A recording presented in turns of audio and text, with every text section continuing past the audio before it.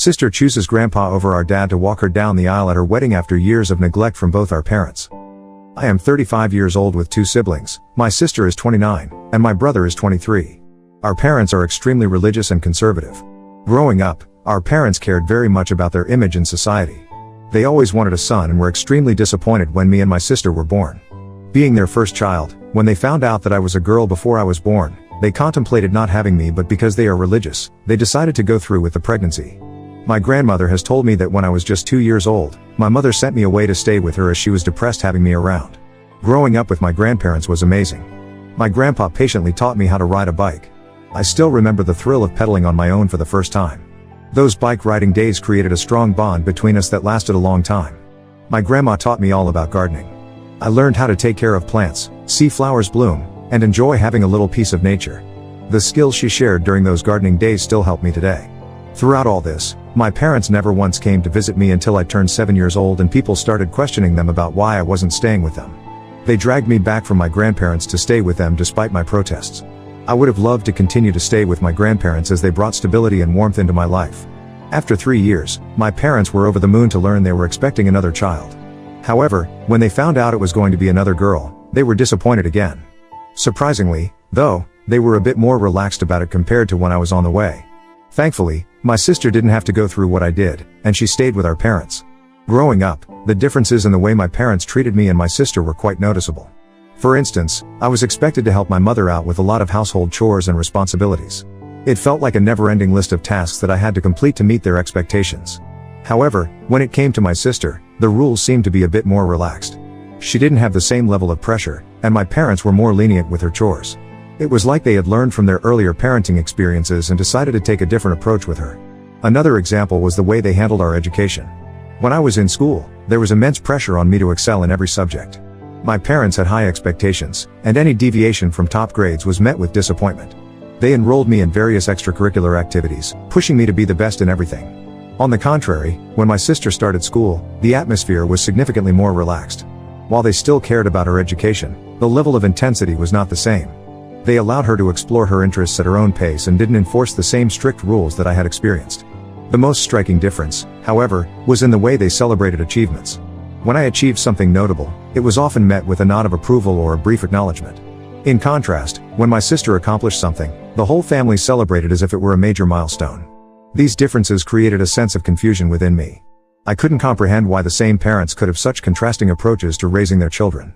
It wasn't easy growing up in an environment where I felt constantly scrutinized while witnessing my sister enjoying a more carefree upbringing. However, I made a conscious effort not to harbor any resentment towards her as I recognized that my sister wasn't responsible for the parenting decisions made by our parents. Despite these challenges, I remained committed to supporting my sister and being a positive influence in her life. In fact, we managed to maintain a good relationship and have always remained close. 6 years later, everything changed when my brother was born. My parents had a massive feast to celebrate the fact that they finally had a son. Since the day he was born, it was clear that he got special treatment.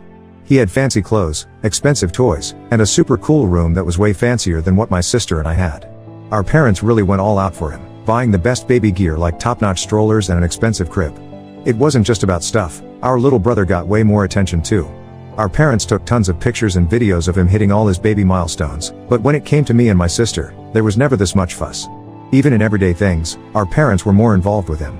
They never missed a doctor's appointment or a playdate, always there for him. For me and my sister, our grandparents played a bigger role in our lives after my brother was born. This unequal treatment didn't just stop with babyhood. It continued as my brother grew up, shaping the way our family worked and causing some challenges along the way. My brother was exempt from many household chores that my sister and I were expected to handle. Our parents often made allowances for him, excusing him from responsibilities that were an integral part of our daily routine. Birthdays and special occasions became grand celebrations for him, complete with elaborate parties and expensive presents. As you can imagine, this made me and my sister feel left out all the time. To be fair, I had gotten used to their treatment pretty much by this time, but this was the first time that my sister was experiencing what I had been through as a child. We started to spend a lot of our time and vacations at our grandparents' place. As we spent countless afternoons playing in their backyard or sitting by the fireplace listening to their stories, our grandparents became our confidants. We shared all our fears, dreams, and the challenges we faced at home. My grandmother would always assure us that we were not alone. When I was a teenager, I was labeled as a rebel child by my parents because I openly had different political beliefs from my family. When I tried to explain my points of view, my mom would usually cry and tell me that I was stressing her out. If I ever expressed sadness or anger in front of her, my mom would get angry and tell me that she can't stand to be around me when I am like that and would then ignore me for the next few hours.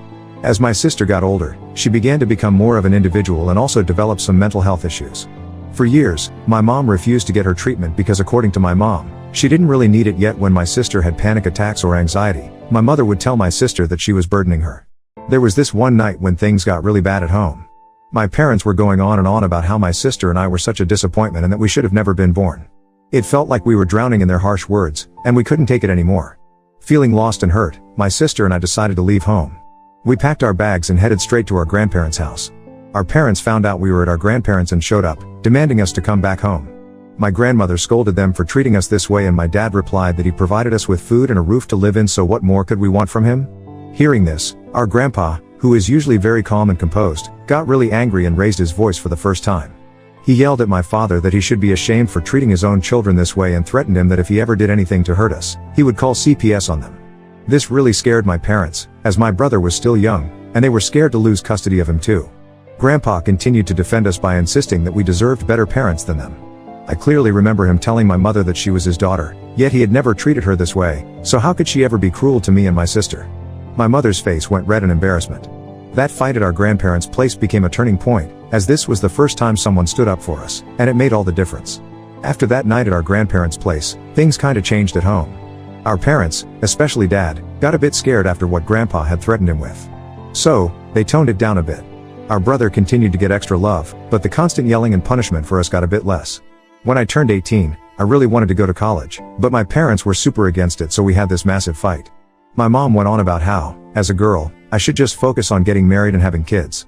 She said guys wouldn't be into a woman with too much education. My dad joined in, making fun of what I would even do with more education. It was a real mess to hear my own parents discourage me from being independent based on my gender. Despite their protests, I went to a 4-year university right away. I had a scholarship due to getting selected for their honors program. This meant that my parents didn't have to pay anything for me. My parents got really angry at me for defying them, but I didn't care. I started to work part-time during college and save money during this time. Living alone in college was a game changer, teaching me the ropes of adulting and giving me a taste of the real world. Balancing books, a part-time job and my personal life wasn't always a walk in the park, but it sure made me stronger and more self-reliant. Throughout all this, my parents rarely called to check up on me. Eventually, I graduated and got myself a full-time job. I had saved up enough money for my part-time job so I could move into a flat with roommates. My conversations with my parents became less and less, almost to the point of non-existent. It wasn't just me pulling away, they seemed content with the distance too. The occasional birthdays and holidays went by without much more than a generic greeting. There were times when life hit me hard, job struggles, relationship woes, and my instinct was to reach out to family. But each time, I hesitated because I knew they would not care. The idea of going back to that emotional roller coaster with my parents was daunting. Soon it became a conscious choice not to involve them in my life whatsoever. The only person in my family I remained in constant contact with was my sister. When it was her time to go to university, my parents threatened to kick her out if she pursued higher education under their roof, so I offered to take her in. I had to make sure she had the chance to follow her dreams without our parents holding her back.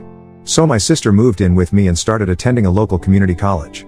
I worked tirelessly to provide for both of us. It wasn't always easy, but I was determined to support her education and help her achieve her goals. During this time, our bond grew stronger, and I found solace in knowing that, despite the struggles with our parents, I could create a supportive and encouraging environment for my sister to thrive. When our brother grew up, he didn't face the same struggles as my sister and me.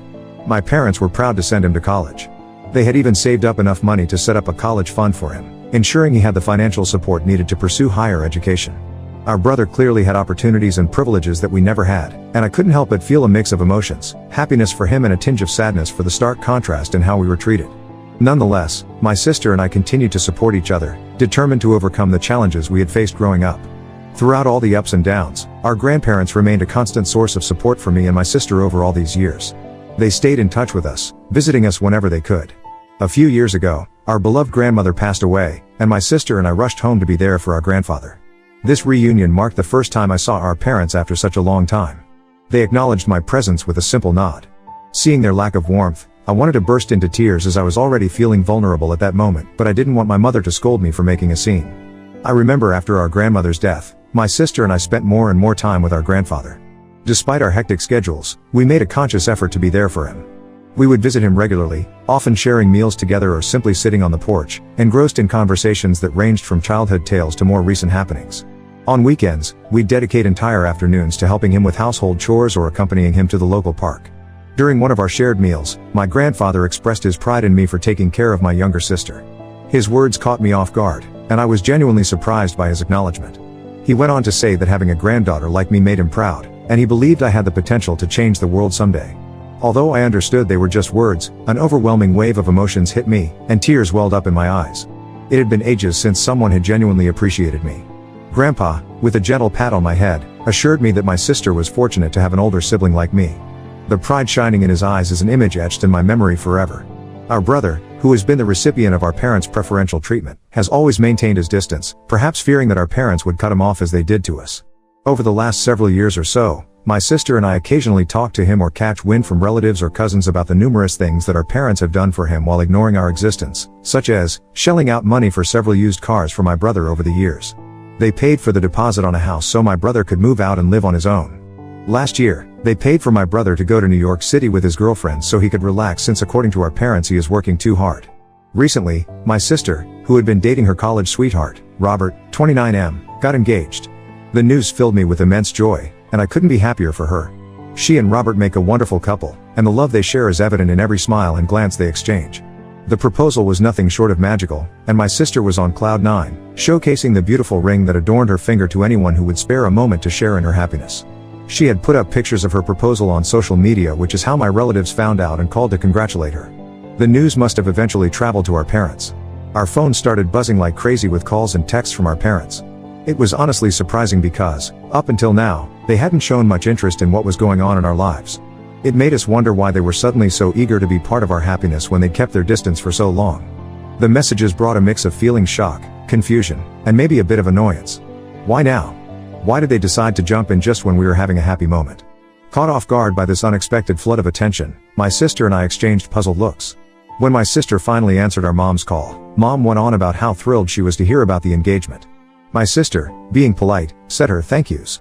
Then came the tricky part. Mom started asking all sorts of questions. She wanted to know who this Robert guy was and if they could meet him. Now, knowing our parents and their track record, my sister tried to dance around it, citing her hectic work schedule and the chaos of wedding planning. But my dad, probably sitting right there with Mom, jumped in. He insisted that they deserved to meet the guy she was planning to spend her life with. Their convincing game was strong, and my sister eventually gave in. My sister didn't want to face our parents alone, so she told them that she would bring me along for the meetup, and surprisingly, our parents agreed. It was a little unexpected, but we decided to roll with it. The day of the meeting arrived, and we nervously arrived at our parents' place to meet them. The atmosphere was tense from the get-go. Our parents greeted us with forced smiles, trying to act like everything was normal.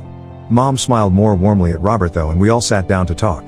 It was awkward to see our parents after so long, especially how they were trying to act like one happy family in front of Robert. Although I am sure Robert knew the full story, seeing that he dated my sister through college and has been with her for such a long time. The tension in the air was palpable, and Robert, sensing the unease, tried to keep the conversation light. He shared a bit about himself, his job, and his interests, hoping to ease the awkwardness. Our conversation then steered towards my sister and Robert's upcoming nuptial. Here's where things got more interesting.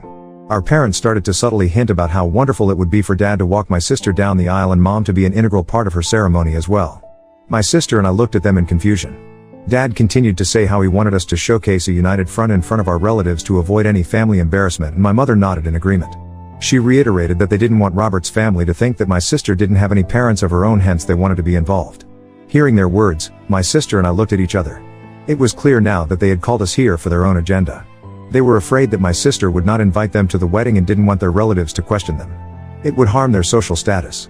I shook my head in disbelief, realizing their agenda. My sister gracefully thanked them for their suggestions but calmly asserted that she had already made up her mind about who was going to walk her down the aisle. My dad asked curiously who else she could have chosen for such an important role in her wedding. With a confident smile, my sister dropped the bombshell, "Grandpa will be walking me down the aisle." Our parents seemed taken aback, struggling to conceal their surprise. Their expressions quickly shifted from anticipation to anger. They couldn't fathom that their daughter had chosen our grandfather over them for such a significant role. This is how the conversation pretty much went after that. "Mom, but sweetheart, it's tradition for a father to walk his daughter down the aisle. You can't break tradition." "Sister, well, Mom, I don't care about breaking traditions. I want Grandpa to be a part of this special moment." He's been there for us when you both forgot that you had daughters. You can only attend as a guest at the wedding, like any other relative. Dad, you can't just sideline us like this. We're your parents." Hearing this, I couldn't handle my laugh any longer and started laughing loudly. Everyone was quite startled at my reaction. I looked my dad square in the eyes and told him that he and Mom had forgotten how to be parents for us, treating us like garbage all those years, so they had no right to demand my sister to listen to them. The truth hit hard, and our parents, angered and embarrassed, started to yell at me and my sister. They insisted that we were going to destroy their reputation, but we honestly didn't care. My sister stood her ground, telling them that they couldn't suddenly claim a parental role when they had neglected us for so long. I chimed in, expressing how their actions had consequences, and they couldn't rewrite the past. She clarified that our parents would have a limited role at the wedding, just like any other guest. They were welcome to attend, but their involvement would be minimal. The meeting ended on a sour and tense note, with my sister standing firm in her decision. As we left, I couldn't help but feel a mix of admiration for my sister's courage and disappointment in our parents' inability to understand the consequences of their past actions. Since the meeting, we have been hounded by our parents and other relatives that we are being selfish and cruel for not allowing our dad to walk my sister down the aisle. Ida for telling our parents the truth and supporting my sister's decision to let Grandpa walk her down the aisle. Update 1. It's been a few hours since I posted the story and the support has been overwhelming. To everyone asking about our grandpa, my sister has informed him about the engagement and he has warmly congratulated her. He still doesn't know about my sister's idea to ask him to walk her down the aisle. We want to be there when we give him the news so we can see his face. We plan on going down to visit him this coming weekend. As for our parents, they have continued to send us several angry messages. Dad even found a way to reach out to Robert on Facebook where he sent him a long message saying how he should knock some sense into my sister as the man in the relationship. He continued to write how my sister had no right to ask her grandpa when traditionally it's the dad who fills this role. He then threatened Robert that if he allowed my sister to go through with this then he and Mom wouldn't attend their wedding. Robert simply responded, "My fiancée is going to do whatever she wants and I stand by her. It's your choice to attend our wedding or not." The clarity and strength of Robert's response likely sent shockwaves through our dad, who had probably expected a more submissive reaction. I can't help but picture the look on his face, and it makes me chuckle. I will update next when we go and meet our grandpa this weekend. Update 2. My sister and I drove down to our grandpa's place this weekend. We were bubbling with excitement to share the news with him. My sister finally told him that she had something important to tell him. He gazed at us, his eyes filled with curiosity and warmth. My sister took a deep breath and said, "I want you to walk me down the aisle on my big day. You're the one who has always been there for us, and I can't imagine anyone else doing it." Grandpa's eyes welled up with tears, and he pulled my sister into a tight hug.